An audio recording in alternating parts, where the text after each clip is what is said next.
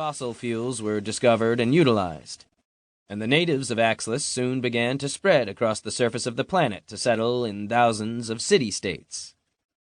On the nearby planets in the cluster, other races were also evolving. These included the Klin, the Oanians, and the Baals, and each of these races achieved a certain level of sophistication in their civilizations along common paths.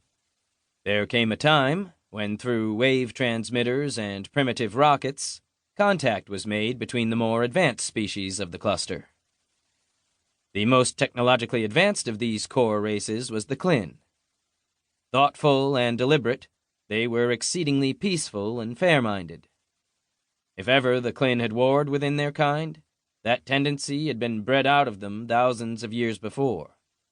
Now they existed simply for the learning, as well as the building of advanced technologies that would allow the other core races in the cluster to finally come together in an alliance of planets.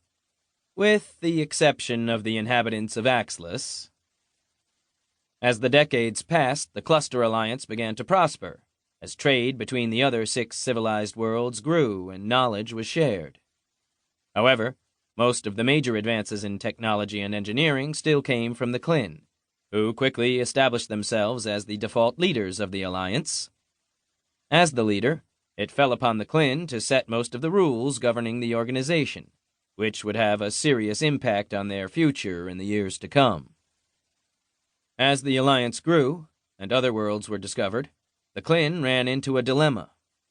They found that all these inhabited worlds had civilizations at nearly every range of development, from Stone Age hut builders to sophisticated and complex societies with thousands of cities spread across their surfaces.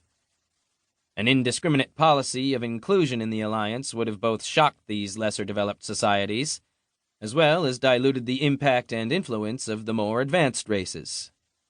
As a consequence, the Klin developed a set of criteria that would have to be met by any society seeking membership in the alliance, and prime among these requirements was that the planet must first be civilized enough to exist under one central government before membership would be considered. This arrangement worked well for the other 6 member worlds of the cluster, but not so for the natives of Axlis. At the time, the planet consisted of thousands of independent city-states, each with their own form of government and cultural identity.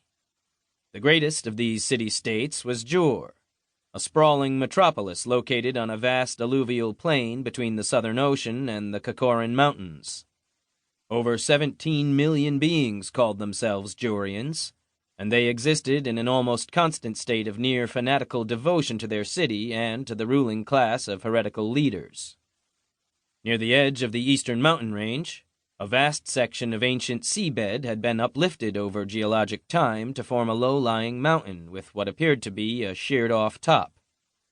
This was the Cain Plain.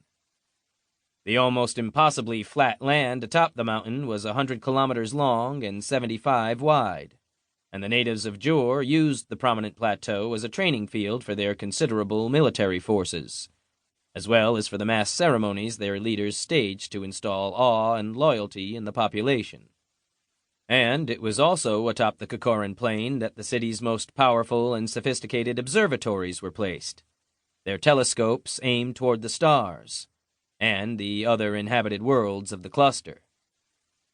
For hundreds of years, the powerful telescopes of the Juirean scientists had observed the bright flickering lights on a few of their neighboring worlds, as the time of year and the season were right. They knew as well that the lights from their own cities would be visible to the others, and when the astronomers began to track tiny mechanical satellites in orbit around their own world, they began to suspect that the moment of first contact was growing near. So it came as no shock or surprise to the Juireans when a module, ablaze with chemical exhaust, began its descent from orbit, and heading for the Cain Plain of Juire. At the time of first contact, Juire was ruled by a fanatical young leader named Maelor Ra Yunus, the 9th Yunus to rule the city. With the Yunus family rising to power through the ranks of the military, Maelor maintained an almost religious devotion to the discipline and structure that came from wearing the uniform of the Juirean security forces. When it was his time to assume the reins of power, Maelor began a transformation of Juirean society into something that mirrored the caste structure of the military.